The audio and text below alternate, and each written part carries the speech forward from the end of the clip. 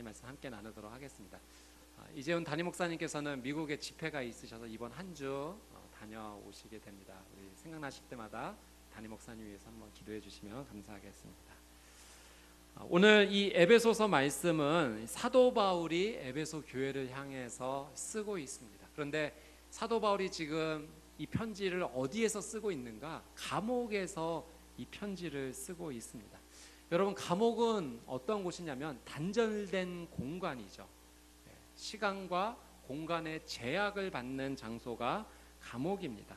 이 사람이 공간과 시간의 제한을 받는 곳에 처하게 되면 그 공간과 시간의 제한으로 인해서 사람이 연약해지게 됩니다. 그 영향력이 우리의 삶 가운데 나쁜 영향력을 주게 되죠. 실제로 이런 일이 있었던 것을 제가 읽어본 적이 있는데, 어떤 사람이 작업을 하다가 이 냉동고에 이제 그만 갇히고 말았습니다. 다른 직원들이 모두 퇴근했기 때문에 꼼짝없이 이제 얼어 죽을 수밖에 없는 상황이 펼쳐지고 만 겁니다. 다음 날 냉동고를 열었을 때 이제 그가 얼어 죽어 있었다고 합니다. 그런데 사실은 그가 냉동고에 갇혀 있을 때 이 냉동고가 작동하지 않았다고 합니다. 작동하지 않았지만 이제 외부보다 좀 더 서늘한 그런 온도 때문에 당연히 냉동고가 작동하고 있다고 착각을 했고, 그 착각이 그를 죽음 가운데로 몰아넣은 거죠. 내 힘으로 어떻게 할 수 없다라는 그런 감옥 같은 상황이 펼쳐지면 그 환경이 주는 생각의 나쁜 영향력이 우리를 충분히 연약하게 하고 무너뜨릴 수 있다라고 하는 사실입니다. 바울이 여러분 실제로 이 감옥에 있었어요. 놀라운 사실은 그가 쓴 에베소서 말씀을 읽으면 그가 전혀 감옥에 있는 사람이구나 이렇게 우리가 느끼지 못할 정도로 전혀 감옥 밖에 있는 사람과 같은 그런 느낌을 받습니다. 바꿔 얘기하면 그는 감옥 안에 있었지만 감옥이 주는 영향력의 지배를 받지 않았다는 거예요. 오히려 감옥 밖에 있는 사람보다 훨씬 더 자유롭게 그 안에서 영적인 그런 삶을 펼치고 있는 것입니다. 그의 편지글은 희망이 넘쳐났고 영적인 도전으로 넘쳐났습니다. 그 비결이 어디에 있는 것일까요? 예전에 제가 읽은 책 가운데 더 있다라는 책이 있습니다. 제목이 더 있다인데요. 국민일보 이태영 선임 기자님이 쓰신 책인데요. 지금 시대 가운데 자신의 삶의 영역에서 하나님께 쓰임받는 10명의 사람들을 인터뷰하면서 기록한 책입니다. 그 책 가운데 제가 느꼈던 영적 감동 여러분과 짧게 한번 나누고 싶은데요. 그 책의 프롤로그에 1990년대 한국 교회를 대표하는 목회자였던 신성종 목사님의 이야기가 나와 있습니다. 그 1993년 문민정부 출범 당시에 장로 대통령이었던 김영삼 전 대통령이 출석하던 그 충현교회 담임 목사님이셨어요. 목회자뿐만 아니라 학문적으로도 목사님의 경력은 화려했습니다. 연세대 신학과 총신대, 미국에서 웨스트민스터 신학 석사, 명문 템플대에서 문학 석사, 또 철학 박사 학위까지 받으셨습니다. 이제 목사님께서 70세에 은퇴를 하시고 나서 흥미로운 책을 내셨는데, 신성종의 내가 본 지옥과 천국이라는 책을 목사님이 내셨습니다. 그러니까 한국의 대표적인 보수교단 예장합동 목회자이시고 신학자이신 분이 지옥과 천국에 관한 책을 낸 거죠. 그러니까 이제까지 싸웠던 목회 방향과는 좀 다른 방향이었던 거예요. 그래서 충분히 논란이 될 수 있었음에도 불구하고 책을 내신 겁니다. 근데 왜 이런 책을 내셨는가? 이런 일이 있었다고 합니다. 2008년도에 목사님의 장모님께서 목사님에게 이런 질문을 하셨다고 합니다. 여보게, 정말 천국이 있는가? 내가 죽으면 천국에 갈 수 있나? 라고 질문을 하셨대요. 일평생 이 천국을 확신했고 그것에 대해서 복음으로 가르쳐 오셨는데 그 순간만큼은 마음에 확신이 들지 않았던 거예요. 그래서 하나님 앞에 기도하기 시작했습니다. 하루에 한 끼 금식하며 하나님 앞에 이 천국의 확신을 달라라고 기도하셨는데, 기도하는 가운데 하나님께서 환상 가운데 천국을 보여주셨던 겁니다. 8일 동안이나 그 환상이 지속이 되었습니다. 그리고 그 환상을 통해서 이제까지 경험하지 못했던 영적인 비밀을 목사님이 깨달은 겁니다. 그때부터 하나님께서 기뻐하시는 일을 해야겠다 마음을 먹고 70이 넘으셨지만 캄보디아, 인도 등을 다니시면서 선교 사역을 하고 계신 거죠. 사랑하는 여러분, 제가 여러분과 함께 나누고 싶은 건 이겁니다. 우리가 알아야 될 영적 비밀이 더 있다라고 하는 사실이에요. 사도 바울이 감옥에서 자유하며 살 수 있었던 그 영적 비결이 도대체 무엇이냐는 겁니다. 사도 바울은 어떤 영적 비밀을 알았기에 그 상황과 형편을 뛰어넘어서 감옥 같은 상황 속에서도 그렇게 풍성한 영적 생활을 누리게 된 것일까? 만약 우리도 그런 영적 비밀을 알게 된다면 우리의 삶에서도 상황과 형편을 뛰어넘어서 우리도 그런 영성의 풍성한 생활을 누릴 수 있지 않겠습니까? 성경의 이 열왕기하 6장 말씀에 보면 아주 재미있는 사건이 등장을 합니다. 이 아람 나라와 이스라엘과의 전쟁이 빈번하게 있었는데 이 전쟁 가운데 매번 이스라엘이 승리를 거두는 겁니다. 도대체 어떻게 된 일일까 알아보았더니 이 이스라엘에 엘리사라고 하는 선지자, 하나님의 선지자가 있었던 거죠. 그래서 그 엘리사가 하나님으로부터 그 능력을 부여받아서 아람 군대가 어떻게 공격해 올지를 다 알고 있었던 겁니다. 그러니 매번 전쟁에서 승리를 했던 거죠. 이 사실을 알고 아람 군대가 습격, 엘리사를 잡아오고 죽이기 위해서 그 전날 밤에 습격을 하고 다음날 아침에 일어났더니 그 아람 군대가 엘리사가 살고 있는 도단성을 둘러싸고 있었습니다. 다음날 일어나 보았더니 이 엘리사의 종 게하시가 두려웠던 거죠. 수많은 군대가 자기들을 잡으러 왔으니까요. 그때 엘리사가 두려워하지 말라라고 말하면서 기도합니다. 뭐라고 기도하냐면, 하나님, 이 게하시의 눈을 열어서 보게 해 주십시오. 그리고 우리와 함께하는 자들이 저 군대보다도 더 많다는 것을 보게 해 주십시오라고 기도합니다. 그리고 그 순간 이 게하시의 눈이 열리게 되죠. 영적 눈이 띄어지게 됩니다. 그리고 자신들을 잡으러 온 아람 군대보다도 훨씬 더 많은 하나님께서 보내신 불말과 불마차가 가득한 것을 이 게하시가 보게 됩니다. 사랑하는 여러분, 우리의 눈으로 보는 것이 다가 아니라는 거예요. 우리의 영적인 눈이 열려야 합니다. 영적인 눈이 열리면 이전과는 전혀 다른 인생을 우리가 살 수 있다라고 하는 거죠. 감옥 같은 상황이 펼쳐진다 할지라도 그 상황과 형편이 주는 어려운 가운데 우리가 갇혀 있는 것이 아니라 우리의 영적인 눈이 열리게 되면, 영적인 비밀을 깨닫게 되면 그 상황과 형편을 뛰어넘는 삶을 우리는 누릴 수 있게 됩니다. 내 삶의 환경에 태풍이 몰아치는 형편이 오더라도 우리는 하나님 주시는 평안을 누릴 수 있다라고 하는 거죠.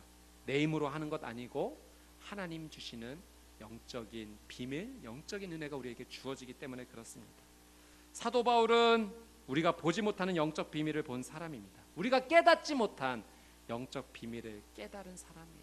그리고 그는 감옥 같은 상황 속에서 그 영적인 비밀을 에베소 교회에게 편지를 쓰면서 가르쳐 주고자 했습니다. 그는 혼자 누리지 않았어요. 자기가 누린 이 영적인 비밀을 함께 나누고자 했습니다. 오늘 말씀을 함께 나누면서 우리가 한 가지 도전 하나님 앞에 마음에 가지고 나갔으면 좋겠어요. 사도 바울이 하나님께 받은 은혜의 비결이 도대체 무엇일까? 그리고 그것이 내 것이 되었으면 좋겠다라는 그 믿음의 소망을 가지고 함께 하나님 앞에 나갔으면 좋겠습니다. 사도 바울이 누렸던 그 은혜가 오늘 저와 여러분 가운데 임하게 되기를 주님의 이름으로 축복합니다. 그가 누렸던 세 가지 영적 은혜의 비결이 있습니다. 첫 번째, 풍성한 영적인 삶을 누리는 비결은 기도하는 삶입니다. 오늘 본문의 14절 말씀을 같이 한번 읽어보도록 하겠습니다. 14절 말씀 같이 한번 읽겠습니다. 시작. 이러므로 아버지 앞에 내가 무릎을 꿇고 빕니다. 여러분, 내가 무릎을 꿇고 빕니다라는 이 말씀의 구절을 한번 주목해 주십시오. 지금 사도 바울이 감옥 안에서 하고 있는 그 삶의 행동이 무엇인가? 무릎을 꿇고 기도한다는 거예요. 보통 유대인들은요 서서 기도합니다. 그런데 무릎을 꿇고 기도하는 때가 있어요. 언제? 간절하게 기도할 때. 그래서 성경을 보면 정말 간절하게 기도하는 순간에 무릎을 꿇은 하나님의 사람들이 있어요. 에스라가 그렇게 했습니다. 에스라 9장 5절 말씀 한번 같이 읽어볼게요. 같이 읽겠습니다. 시작. 저녁 제사 때가 되자 나는 무거운 마음을 털고 일어나 내 속옷과 겉옷을 찢은 채로 무릎을 꿇고 내 하나님 여호와께 손을 들고. 에스라가 왜 무릎을 꿇었는가? 바벨론에서 귀환한 백성들이 이방인들과 결혼하고 우상을 섬기자 하나님 앞에 회개하기 위해서 간절한 마음으로 무릎을 꿇은 거예요. 엘리야도 무릎을 꿇었어요. 열왕기상 18장 42절 같이 한번 읽어보겠습니다. 시작. 그러자 아합은 올라가 먹고 마셨습니다.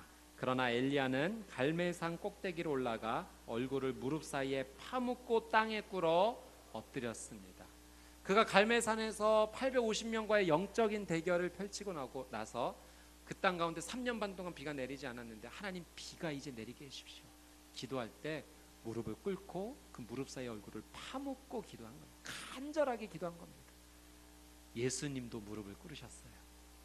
마태복음 26장 39절 같이 한번 읽겠습니다. 시작. 예수께서 조금 떨어진 곳으로 가셔서 얼굴을 땅에 파묻고 엎드려 기도하셨습니다.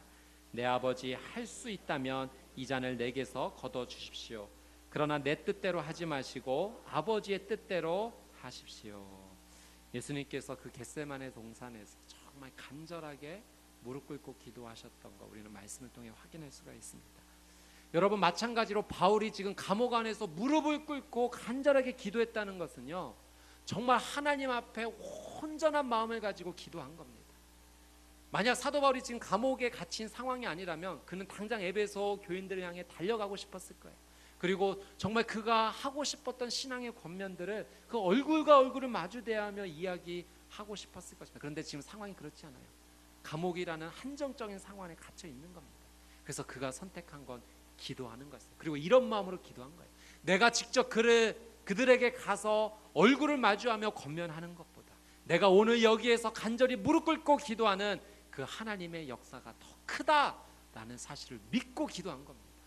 내가 직접 하는 것보다 하나님께서 직접 그들을 만나주시고 그들을 다스려 주시고 그들에게 은혜를 주시는 은혜가 더 크다라는 것을 믿고 기도한 거죠. 이게 바로 기도자의 믿음입니다. 사랑 여러분, 이 믿음 갖고 기도하고 계세요? 내가 그 일을 하는 것보다 하나님께서 이 일을 하시는 것이 더 큰 은혜가 있고 더 하나님께서 완벽하게 해주실 것이라는 그 믿음. 그래서 여러분 지금 그 믿음으로 무릎 꿇고 계십니까? 한국의 대표적인 석학의 우리 이어령 선생님 계시잖아요. 그 이어령 선생님의 따님 가운데 고 이민아 목사님 계십니다. 2012년 3월 하나님의 부르심을 받았습니다. 이 이민아 목사님께서 목사가 되기 전에 미국에서 신앙생활을 할 때의 이야기예요. 자녀가 자폐증으로 굉장히 힘든 삶을 보냈습니다. 학교에 가면 왕따 당하고 친구들에게 맞고 돌아오고, 그러니까 엄마의 마음으로서 얼마나 찢어졌겠습니까? 근데 이 아이가 이 삶이 회복되지 못하는 가운데 너무나 힘든 시간을 보내고 있던 가운데 한 미국 교회 가서 예배를 드리다가 그 목사님의 설교를 들었는데 그 목사님이 젊은 시절 그 치유의 능력을 하나님께 받으신 분이었어요. 근데 목사님이 설교 중에 이런 고백을 했다고 합니다. 하나님께서 자기에게 치유의 능력을 주셨지만 정작 자신은 하나님 아버지의 마음을 정확하게 제대로 이해하지 못했었던 것 같다. 그러면서 자신의 아들 이야기, 스펜서 이야기를 했다고 합니다.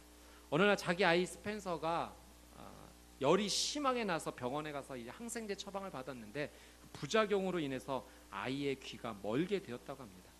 아무리 스펜서라고 불러도 반응이 없는 거예요. 그러니까 귀가 상하게 되었으니 아버지의 마음이 얼마나 아팠겠습니까? 가슴이 찢어졌던 거죠.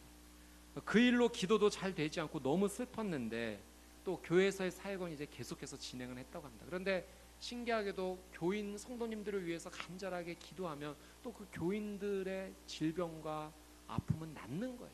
근데 자기 아이는 낫지를 않는 상황. 그렇게 1년의 시간이 흘러간 겁니다. 어느 날 이 스펜서가 자는 모습을 보면서 이 목사님의 아버지가 그 앞에서 통곡을 한 거죠. 하나님, 차라리 제 귀를 이 아이에게 주시면 안 되겠습니까? 제가 이 아이를 너무나 사랑하는데 하나님 그렇게 하면 안 될까요? 정말 그 아버지의 마음으로 기도한 거예요. 그때 성령님의 음성이 들렸다고 합니다. 내가 그래서 내 아들을 준 것이란다. 네가 아들에게서 느끼는 그 심정이 바로 내 심정이란다. 그래서 너 대신 죽기 위해 내가 온 거야. 너는 이 사실을 믿고 믿음으로 찬양하라 라고 음성이 들린 겁니다. 하나님 아버지의 마음을 깨달은 거죠. 인간의 아버지라도 자녀에게 대신 귀를 주고 싶은데 하물며 사랑 많으신 하나님 아버지께서는 이 아이를 얼마나 사랑하고 또 고쳐주기를 원하실까, 회복시키기를 원하실까. 그리고 그 믿음으로 찬양하기 시작한 겁니다. 나보다도 하나님은 이 아이를 정말로 사랑하시고 회복하여 주시기를 우리 아버지 하나님이신 줄 믿습니다라는 고백으로 찬양하고 기도하기 시작했던 거예요. 근데 갑자기 자고 있던 스펜서가 돌아 누우면서 이런 말을 했다고 합니다. 아빠, 너무 시끄러워서 잠을 못 자겠어요. 그 순간 하나님의 치유가 임했던 거예요. 그러니까 이 설교를 들은 또 이민아 목사님이 자녀를 위해서 기도하고 있었잖아요. 그리고 그때부터 기도 방식을 바꿨다고 합니다. 이전에는 목사님의 표현으로 땅의 관점으로 기도를 했던 거예요. 그러니까 내 방법대로 내가 원하는 대로 이 문제가 해결되었으면 좋겠다.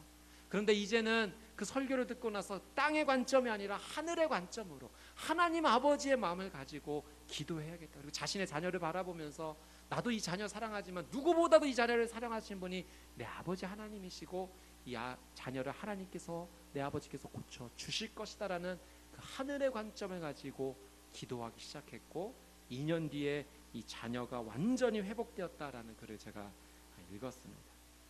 사랑 여러분, 기도하고 계십니까? 내가 일하는 것보다 하나님께서 일하시면 더 완벽하고 좋게 될 것이라는 그 믿음을 가지고 지금 기도하고 계십니까? 내 방법대로가 아니라 하나님 방법대로 이루게 해달라고 우리 무릎 꿇고 있습니까? 말씀을 통해 주신 하나님의 분명한 메시지는 하나예요. 기도하지 않으면 영적인 풍성한 생활을 우리는 누릴 수 없다라는 겁니다. 그렇게 오늘 이 말씀 앞에 우리는 결단해야 돼요. 무엇을? 기도하는 삶을. 다시 한번 기도의 자리를 회복하겠다라는 그 마음이 우리 하나님께로 드려졌으면 좋겠습니다. 그런 영적인 결단이 우리에게 있어야 될 겁니다. 그러면 하나님께서 크고 비밀한 일 우리에게 더 허락해 주실 줄 믿습니다. 그런 영적인 기도의 삶을 통해서 풍성한 하나님의 은혜를 누리는 저와 여러분이 되시기를 주님의 이름으로 축복합니다. 두 번째로 풍성한 영적인 삶을 누리는 비결, 그것은 하나님의 사랑을 아는 겁니다. 하나님의 사랑을 아는 것, 그것이 영적으로 풍성한 삶을 누리는 비결이에요. 오늘 사도 바울이 이 말씀 안에서 에베소 교회를 향해 정말 간절하게 알려주고 싶었던 것, 자신은 감옥의 상황에 있지만 그 에베소 교회 성도를 향해 정말 간절하게 알려주고 싶었던 것, 하나님의 사랑을 깨닫고 알아야 된다라고 분명히 이야기하고 싶었습니다. 18절 19절, 오늘 본문의 18절 19절 같이 한번 읽어볼게요. 시작. 모든 성도들과 함께 능히 그리스도의 사랑의 너비와 길이와 높이와 깊이가 어떤지를 깨닫고 지식을 뛰어넘는 그리스도의 사랑을 알아 하나님의 모든 충만하심의 정도에까지 충만하게 되기를 기도합니다.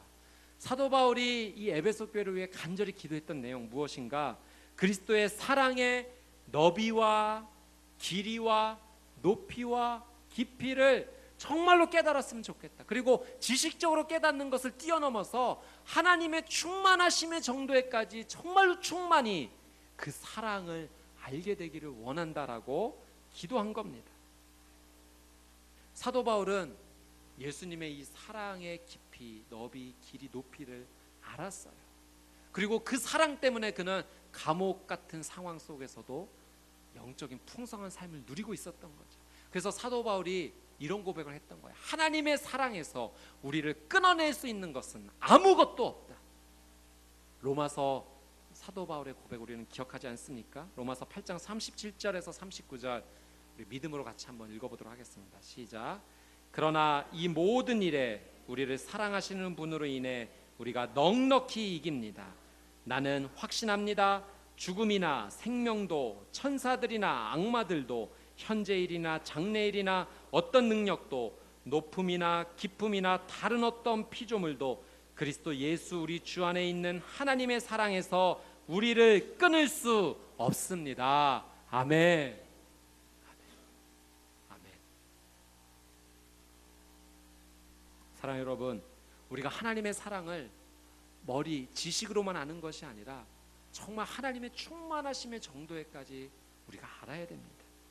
하나님의 사랑을 체험하지 못하면 영적인 비밀, 그 풍성한 영적 생활을 우리가 누리지 못하는 거죠. 그렇다면 어떻게 우리가 이 하나님의 사랑을 알 수 있을까요? 체험할 수 있을까요?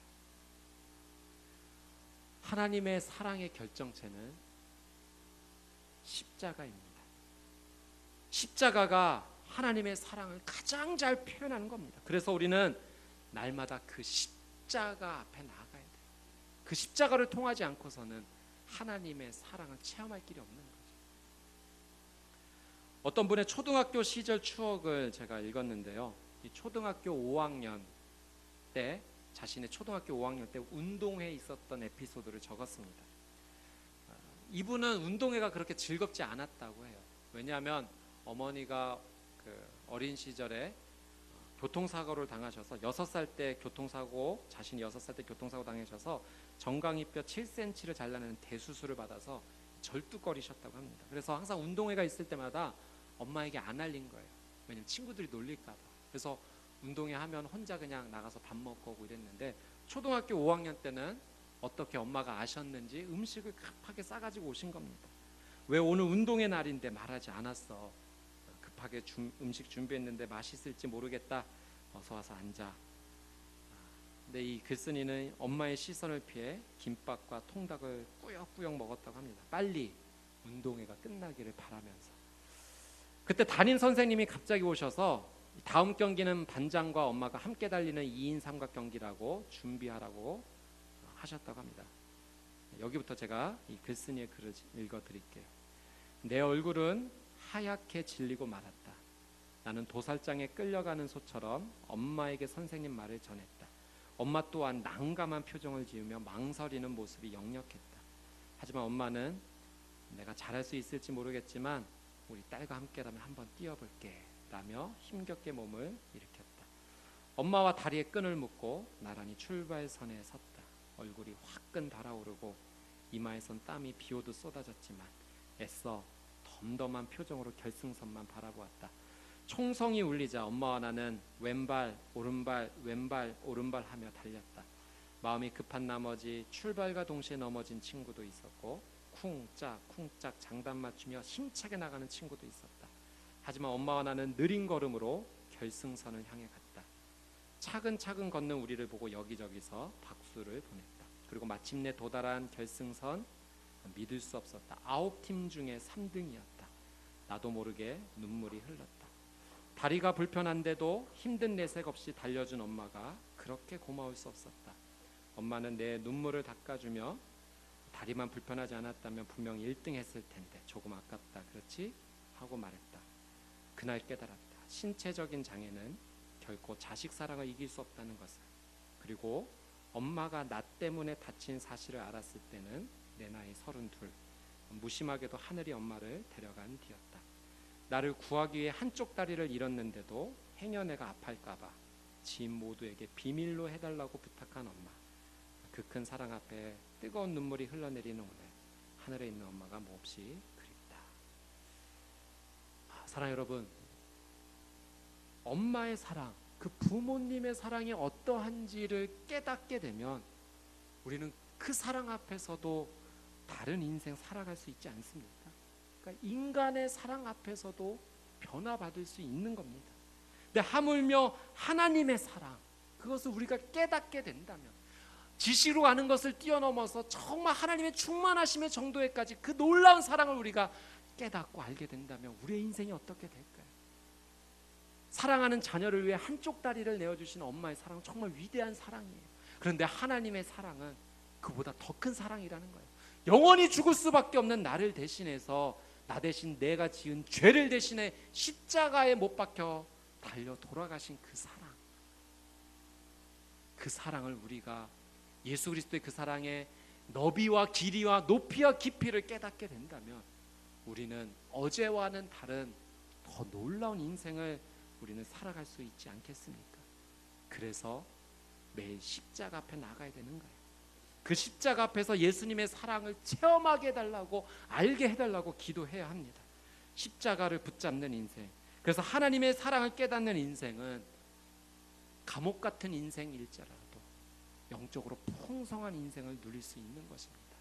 이 하나님의 놀라운 사랑, 예수 그리스도의 사랑으로 영적인 풍성한 삶을 사는 저와 여러분이 되시기를 주님의 이름으로 축복합니다. 세 번째, 풍성한 영적인 삶을 누리는 비결, 예수님이 우리 마음에 거하는 겁니다. 예수님이 우리 마음에 거하시는 것. 오늘 본문 16절, 17절 한번 같이 읽어보도록 하겠습니다. 16절, 17절 시작.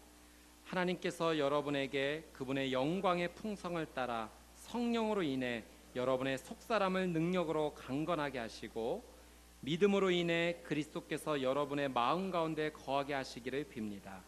여러분이 사랑 안에서 뿌리가 박히고 터가 굳어짐으로. 아멘. 사도 바울이 에베소 교회를 향해서 정말로 간절하게 기도했던 내용 16절은요, 속사람을 능력으로 강건하게 해달라고 기도했어요. 그리고 17절에서는요, 그리스도께서 여러분 마음 가운데 거하시게 되기를 기도합니다 라고 기도했습니다. 그러니까 이 두 개가 연결되는 거예요. 속사람이 하나님의 능력으로 강건해지는 길은요, 다른 데 있는 거 아니에요. 예수 그리스도가 내 마음 가운데 거하실 때 비로소 우리의 속사람은 하나님 주시는 능력으로 강건해지는 겁니다. 여러분, 우리가 깨달아야 될 영적인 비밀이 여기에 있어요. 그것은 우리의 속사람이 있다라고 하는 사실이에요. 사실 우리의 속사람은 눈에 보이지 않아요. 그래서 우리가 많은 신경을 쓰지 못합니다. 그러나 성경은 우리의 속사람에게 관심을 가져야 된다라고 이야기하세요. 우리가 우리의 겉모습, 겉사람에게 신경을 쓰는 것만큼, 아니 그 이상으로 우리의 속사람을 케어하고 보살펴야 된다는 거죠. 여러분, 오해하지 말 것은 겉사람을 함부로 대하라는 건 아닙니다. 우리에게 주어진 육신의 건강, 우리의 육신의 겉사람의 모습도 소중히 가꿔야 돼. 그것이 하나님 우리에게 주신 축복이기 때문에. 그런데 거기만 머물러 있는 인생이 아니라 우리의 속사람을 그만큼 그 이상으로 건강하게 가꿀 수 있고 케어할 수 있는 그런 영적 삶을 살아야 된다라고 하는 사실입니다. 우리는 우리의 속사람이 보이지 않기에 우리는 많은 신경을 쓰지 못합니다. 그러나 우리의 영혼과 마음이 무너지면 우리의 겉모습, 겉사람도 무너질 수 있다는 사실을 알아야 됩니다. 어떻게 속사람이 강건해지는가? 그리스도가 우리 마음 가운데 거하실 때. 여러분, 거한다는 것은요, 그냥 살짝 스쳐 지나가는 게 아니에요.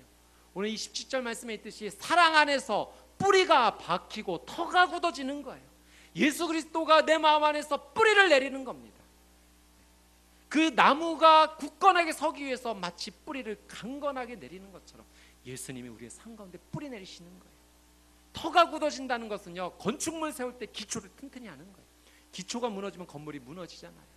예수님께서 마치 내 인생 가운데 흔들리지 아니하는 가장 기초가 되어 주시는 것처럼 내 인생에 예수 그리스도가 거하시는 것, 머무는 것, 그것이 바로 속사람이 강건하게 되는 놀라운 영적인 비밀입니다.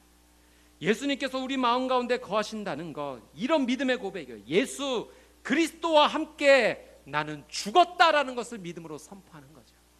그래서 갈라디아서 2장 20절 말씀, 내가 그리스도와 함께 십자가에 못 박혔나니 그런즉 이제는 내가 사는 것이 아니요 오직 내 안에 그리스도께서 사시는 것이라. 이제 내가 육체 가운데 사는 것은 나를 사랑하사 나를 위하여 자기 자신을 버리신 하나님의 아들을 믿는 믿음 안에서 사는 것이라.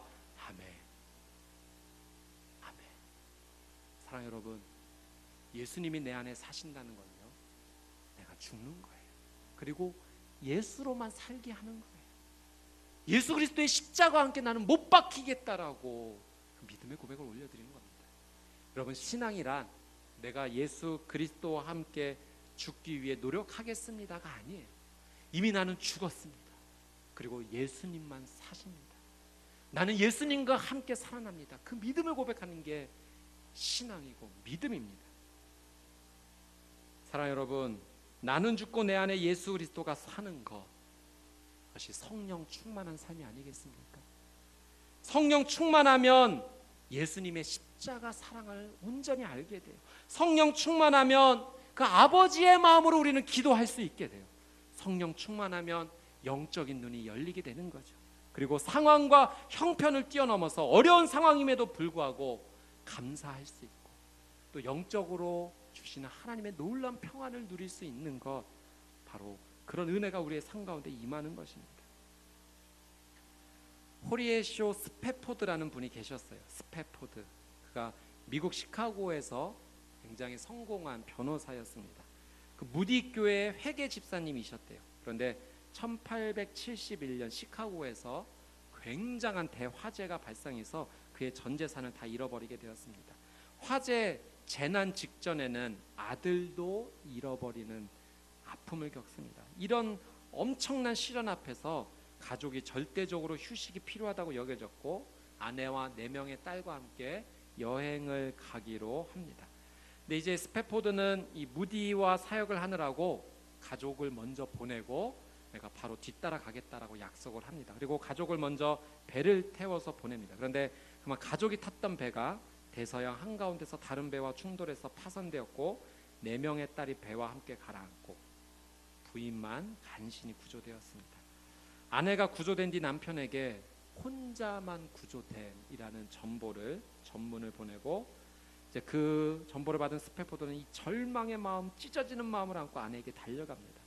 배를 타고 가는 도중에 선장에게 이런 이야기를 합니다. 바로 여기가 배가 충돌한 지역입니다.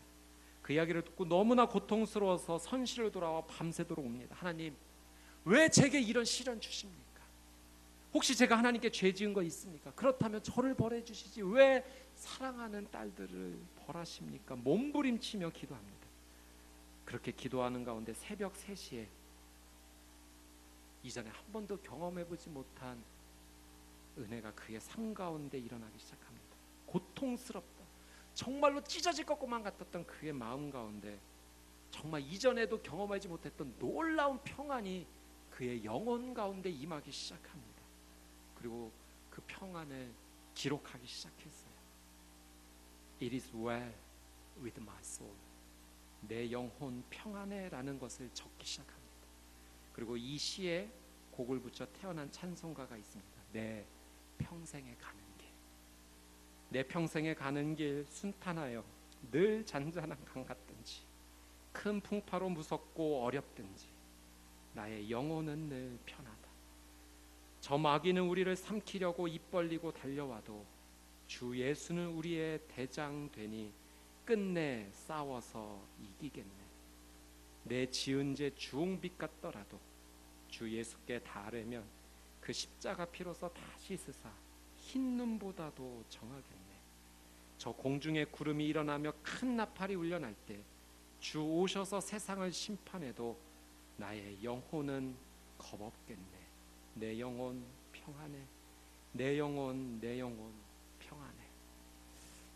스패포드 부부는 고난과 역경 속에서 이 영혼의 평안을 주신 하나님의 은혜로 다시 일어서게 됩니다. 그리고 다시 하나님께 쓰임받는 삶을 살게 되었어요. 감옥보다도 더 큰 시련이 그의 인생 가운데 찾아왔지만 하나님 주시는 은혜 앞에 다시 회복이 되었습니다. 사랑하는 여러분, 우리는 하나님의 은혜가 필요한 사람들 아닙니까? 하나님의 사랑 없이는 살아갈 수 없어요. 예수님 우리 안에 거하시지 않으면 우리는 호흡할 수 없습니다. 우리의 힘으로 우리의 속사람을 능력으로 강건하게 할 수도 없어요. 그저 전적인 하나님의 은혜만이 필요할 뿐입니다.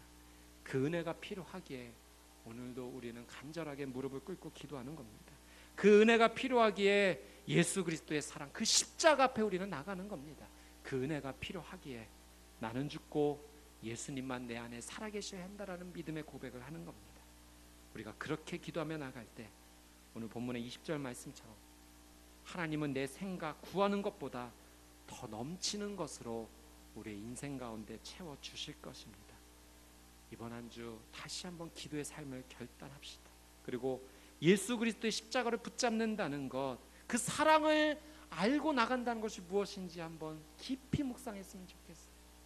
예수님의 그 사랑 때문에 혹시 내가 사랑하지 못하고 용서하지 못했던 사람이 있다면 그에게 예수님의 사랑으로 먼저 나간다든지, 예수님의 그 놀라운 사랑으로 내가 할 수 있는 삶이 무엇인지 그 예수님의 사랑 앞에 나가기를 원합니다.